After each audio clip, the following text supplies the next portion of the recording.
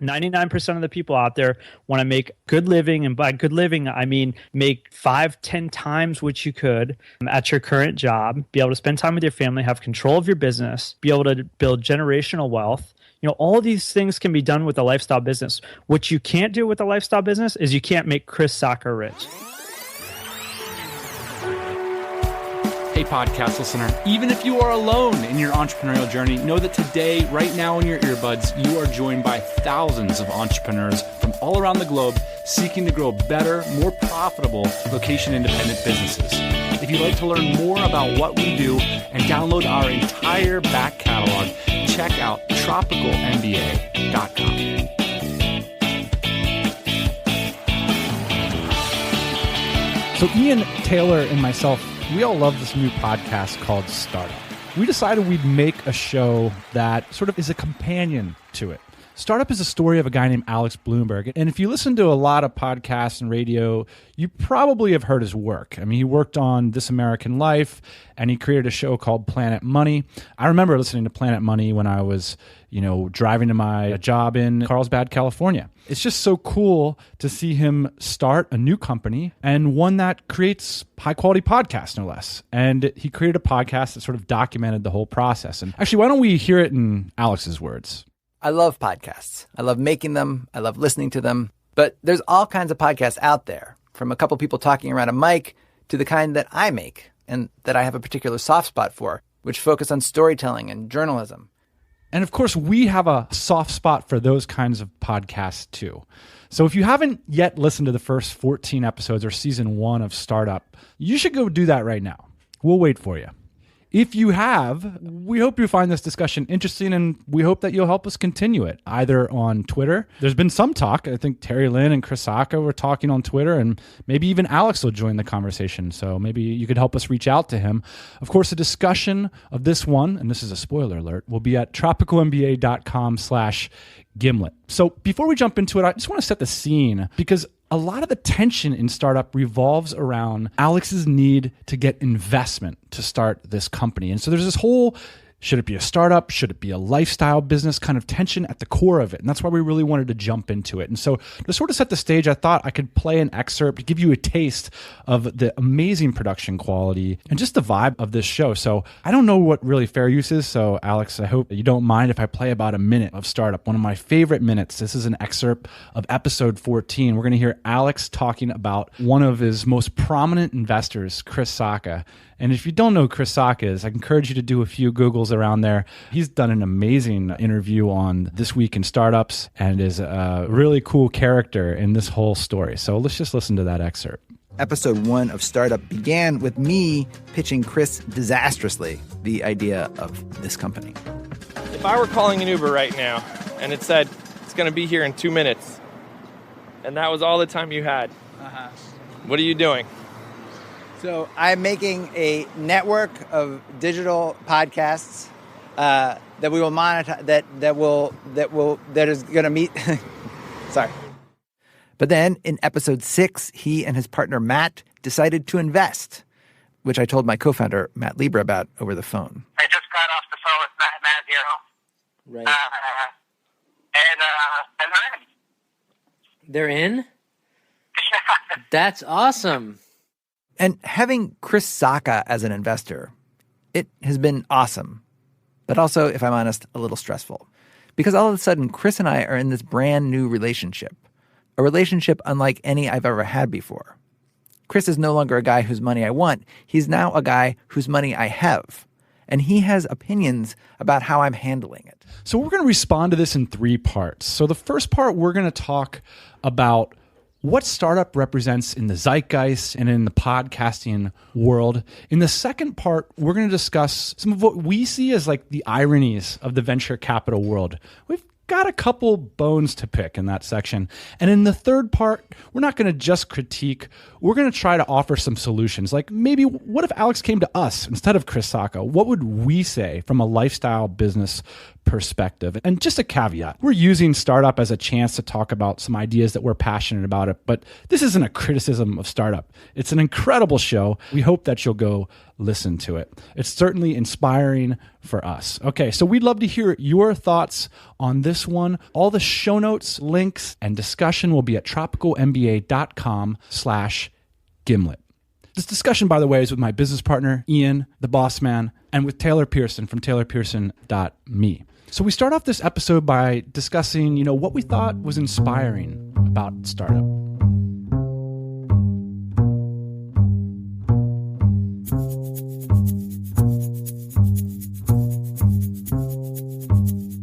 So I think the smart move that was kind of inspiring to me was he built distribution first. So I'm reading the Traction book that everyone's been talking about now, and the common thing he cites is founders never build traction. They always get too focused on product.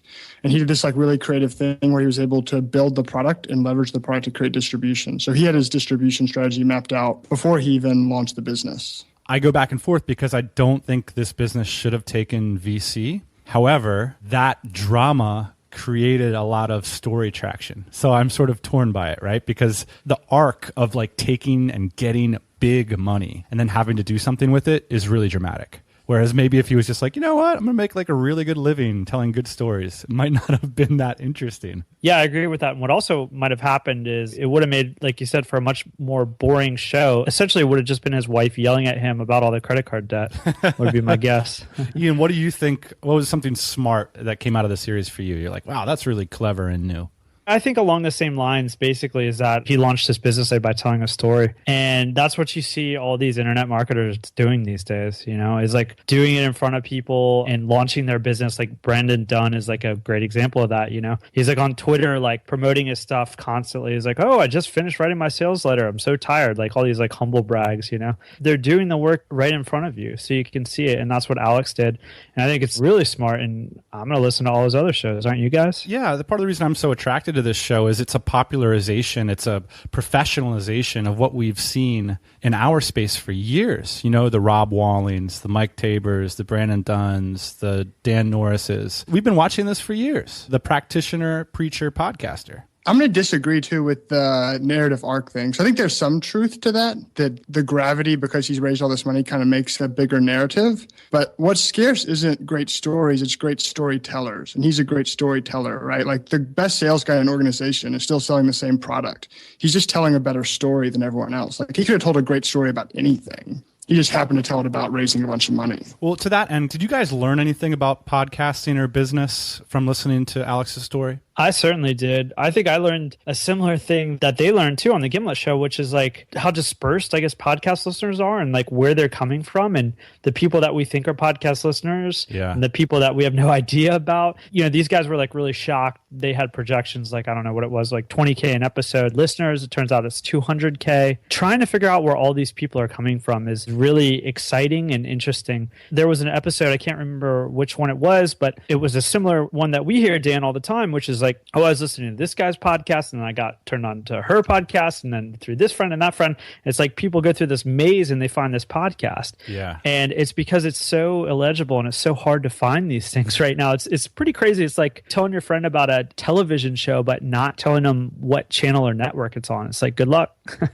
And that's how people have to find podcasts right now. I was kind of inspired by how many resources it took to get to that 30-minute segment. There's one point they're going back and they're talking about how much it takes. It takes 60 hours of recorded audio. It's an epic production process of what it takes them to get to this one amazing 30-minute story every 2 weeks. All I thought Dan and our editor, Harrison, were up to is smoking thin cigarettes, Just I had no idea.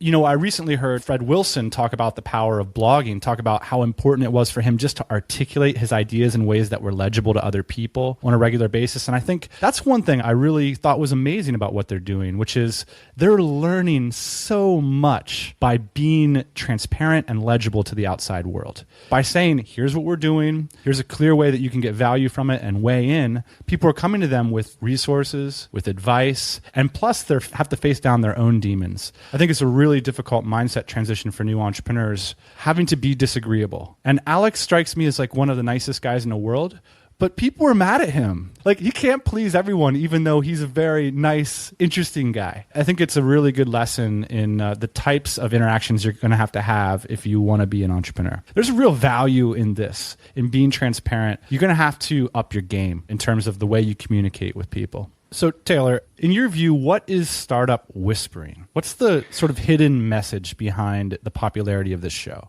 Startups are sexy. Don't worry about understanding the economics.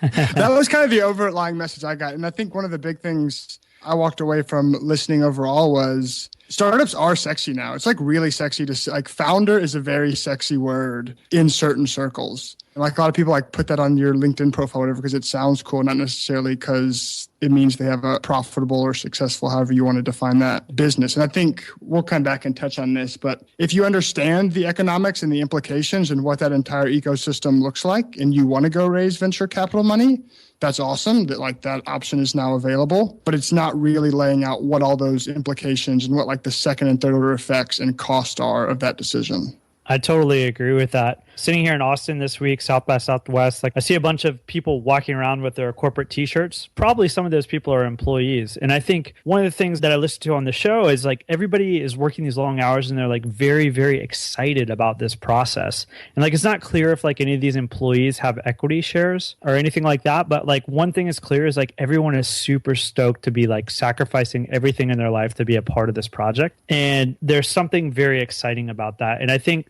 part of the reason why startups are so sexy right now is because they kind of infuse you with that purpose and that excitement. I think one of the things that I'm thinking about in our business, Dan, is, and I think we've done a somewhat good job of this, but like how can you infuse that kind of purpose and that excitement into a company? And it doesn't necessarily have to be in like startup phase all the time. You know, because you get 4 extra hours out of each employee every day. And right. If you go from corporation to startup, you know, one of the other distinctions that was a tension underlying this show was the distinction between artist and entrepreneur. And I'm curious as to where you guys think that line sits, because, you know, the whole series opens with Alex announcing himself as a storyteller, as an experienced one, as someone who loves stories and felt like there needs to be more of them in the world. There's a lot of artist and entrepreneur behind that. What do you guys think about the distinction?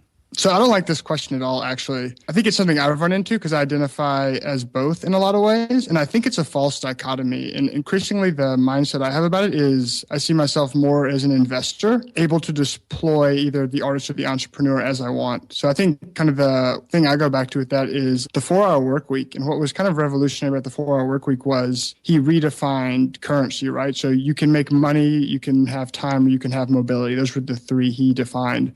But, you know, you could have art or excitement or whatever. All those things can be currencies, you know, and maybe your art produces profit, maybe it doesn't, but those are all things you can choose to invest in or not. And those are just all trade-offs and decisions to make. There's not like you have to choose between I do art or I'm an entrepreneur. I'd like to take a segue to go into this VC thing, because I feel like this is a conversation that isn't had enough on the internet. So let's go into a little segment I'd like to call the ironies of venture capital.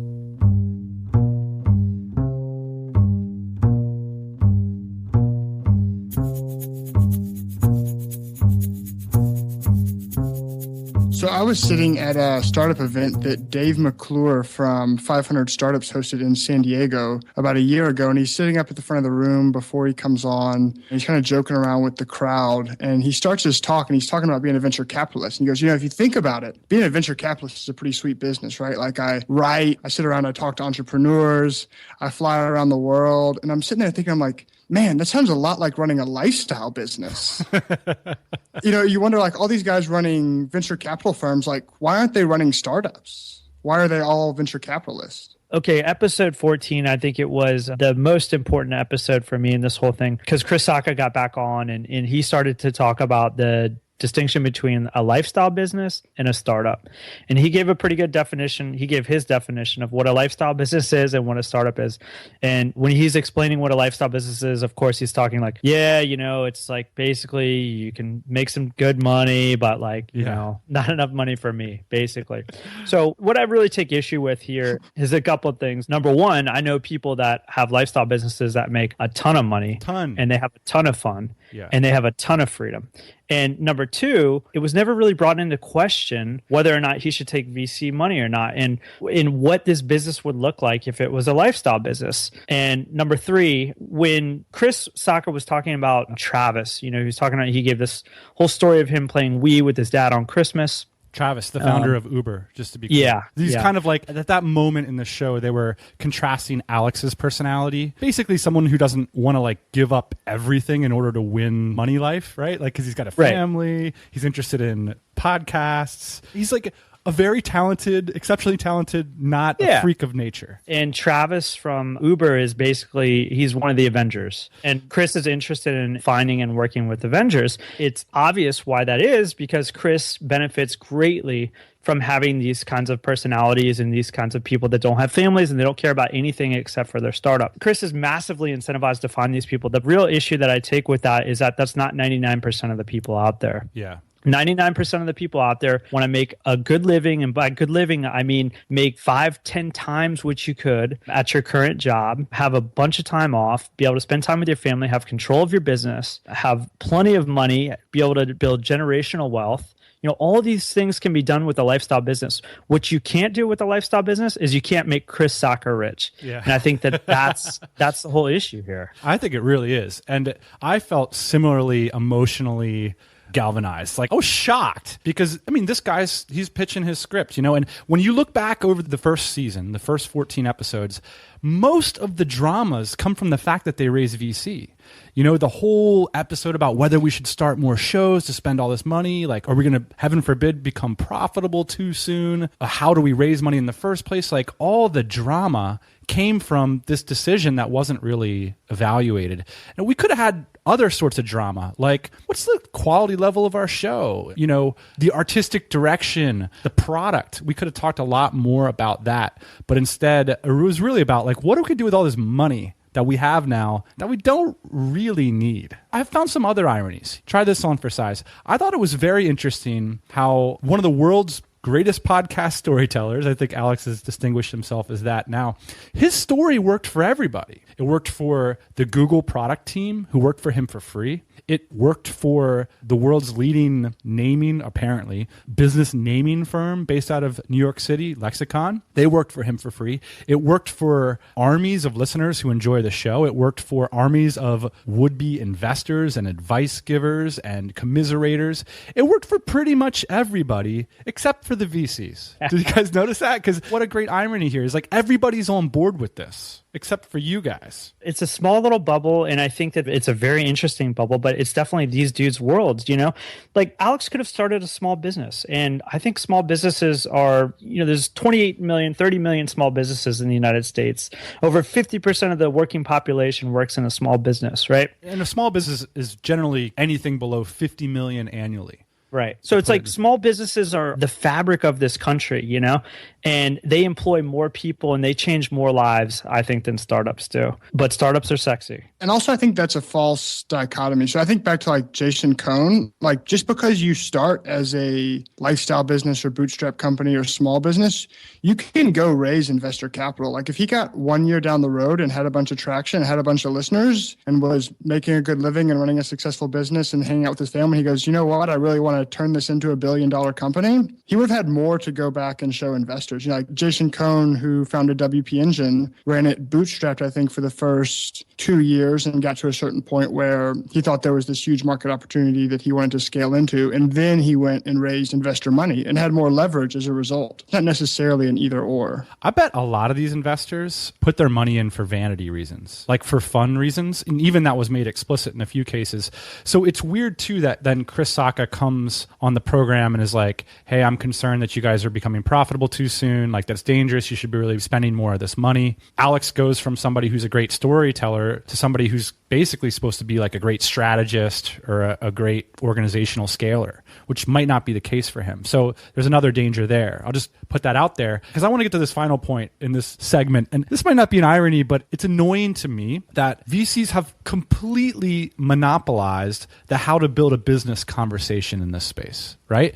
Because by having that conversation time and time again, they win, right? That's their lead channel. That's why VCers, they do podcasts. That's why Chris Sacca probably made this investment. That's why Fred Wilson, who's ridiculously rich, still blogs every day.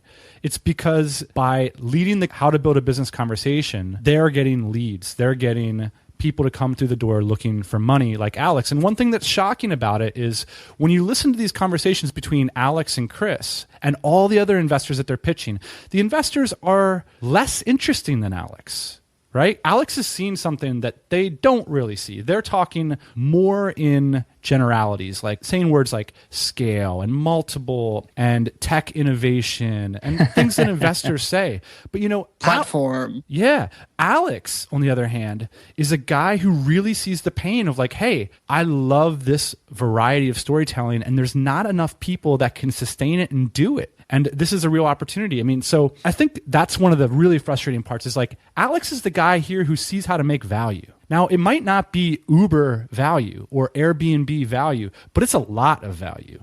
He can create great shows. And even the way he does ads, at some point he casually mentions it's $6,000 for an ad spot and they're making like $25,000 an episode. You can run a business off of that. You can make your family happy off of that. You can focus on your art off of that. You just can't make Chris Sacca happy off of that. And I think that's what really annoyed me is like, hey man, Alex, you shouldn't be like going to these guys asking them for advice. Like they're just telling you what's going to make it work for them. And I just really believe in Alex's vision of great podcasts, great stories. Obviously he's started this conversation. So I don't know what the lesson learned is there, but it definitely felt like a weird situation and one that I felt emotional about listening to. I don't want to get all Mr. Money Mustache on y'all right now, but like if these guys had saved a couple dollars, I mean, Alex, like, he had worked for years and years or whatnot.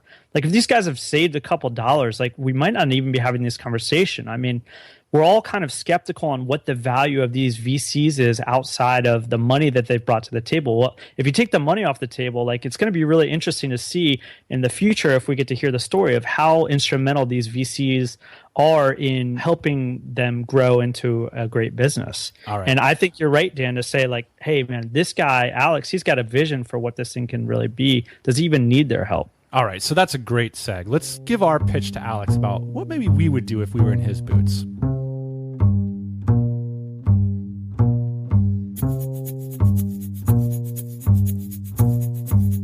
All right, Ian, you set me up beautifully because I do want to go Mr. Money Mustache on Alex. Chris Sacca at one point said, what matters is the multiple. And what I want to say, no, what matters is the margin. And you've got a great one. You've got a producer, a co-host, an administrative person or whatever, and you're making $25,000 an episode. You're doing all right. So I got a couple questions for you. Yeah, where's your savings? Like you said, that's fine though. First off, the basic question of the location independent entrepreneur, why are you building an office in Brooklyn?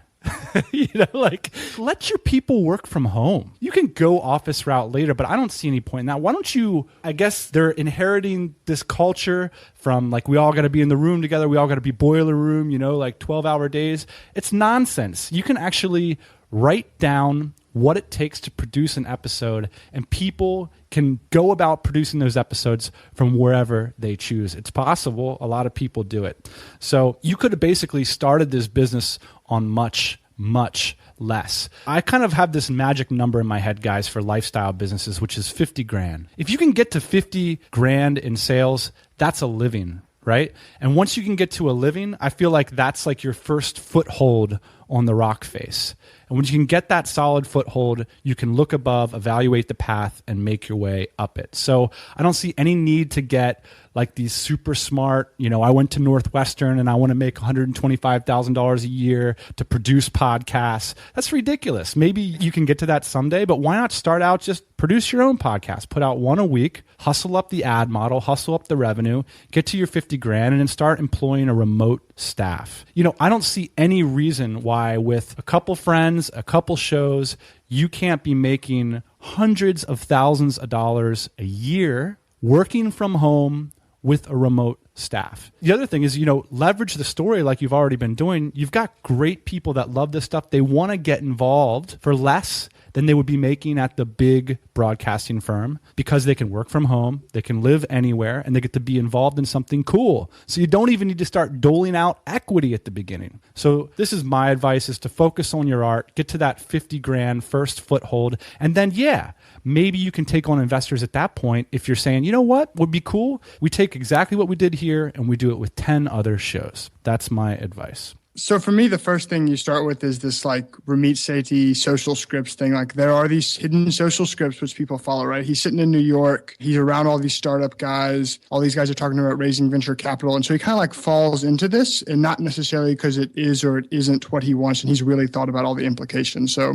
recognizing that that is a script, and then to sit down and get kind of clear on what he wants. And I think the problem with asking that question is it's kind of nebulous and you don't really know until you get started. And the question with raising venture capital is once you've raised the venture capital, you can't walk away. So like the venture capitalists like to jump in and say, one can never go to zero, right? You're never going to go into debt, but you can give up 5 years of your life. Like if you get 6 months in and you just raised $10 million and you go, oh, it would have been cool if I'd started a lifestyle business. You can't just like call up Chris Sacca and be like, hey man, thanks, not really feeling it, I want to go back. Whereas if he does like the Jason Cohn WP Engine thing and he gets a bunch of traction and it's going really well and he's making a few $100,000 a year or per episode, whatever he gets it to, he can always call up Chris Sacca and be like, hey man, I got a bunch of traction and a bunch of customer intelligence and all these data points and this team built out. If you want to plug in $10 million, we want to go sky's the limit with it. The other assumptions we made don't hold up as well. So, for example, we thought in the plan that we drew up over the summer, we'll get 3 shows launched, and then we'll spend a full year, growing the audience and growing the revenue for those shows. And then, once we've got it all figured out, we'll launch our next couple of shows. But looking at the numbers today, that plan doesn't make as much sense. I've been feeling like the plan it feels too slow now. Like I feel like things have changed so much. It would be nice to sort of like start building out some other shows sooner rather than later. I feel like we've already learned, we know a lot now, than the fact that we're so far ahead on our projections means that we could safely, start spending more money. Yeah, I mean, we're ahead of where we wanted to be. Yeah. But I don't know. Taylor, I think this buttresses your point brilliantly, which is only a few months into this thing, all of their business plan that they raised the money on, they could have just lit it up and fired. It's completely pointless. So that's kind of my idea of like the business plan should just be get to 50K on your idea and then see where it stands. Because just like you said, now all of a sudden their business plan is up in flames and they're sitting there with this giant investment on their shoulders. And so everything's changed except the fact that you've got these investors with expectations. All right, Ian, you're the final EC. I don't think this is a Shark Tank. This is more like a dolphin tank. It's friendlier. A dolphin tank. It's friendlier. Oh, come on. That's a terrible metaphor. The podcast is amazing. He's done like a really good job. And I was sucked in for all 14 episodes. I can't wait till season 2. I think my advice would be this. You guys, I feel like we've pretty much buried the startup talk. So what I think I would focus on is creating content. And you can tell that they're already trying to figure out like how many shows they're going to have. And I think my advice would just be to go with like 1 or 2 shows and focus really hard on those and kind of get it down and understand the model and how it's going to work. This is something that I like watched, Adam Carolla do, like the guy's got like 10 shows. And I just want to like pull him aside and say like, dude, just focus on the one show, because his one show, I think over the years has actually gotten worse. Yes. Like it used to be much better when that was like all he focused on, because he could really mold it into something special. And so I feel like Gimlet might turn into the same thing, if they got like all these shows going, like they might all kind of sound the same, or I don't know what's going to happen. I'm worried.